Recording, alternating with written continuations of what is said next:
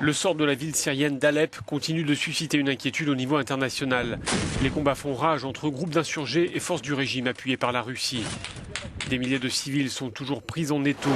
Ce qui inquiète particulièrement, ce sont les présomptions d'attaques chimiques ce mercredi qui auraient fait 4 morts et des dizaines de blessés. Depuis le début de la guerre en Syrie il y a 5 ans, les soupçons d'emploi d'armes chimiques contre des populations civiles sont fréquents. Dans le cas présent à Alep, l'ONU a annoncé être déjà en train d'étudier le dossier. Staffan de Mistura est l'envoyé spécial des Nations Unies pour la Syrie.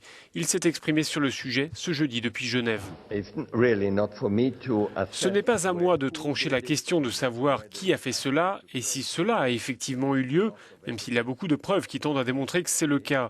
Il y a un envoyé spécial de l'ONU et une autre organisation qui se penche là-dessus. En tout cas, si cela a eu lieu, c'est un crime de guerre.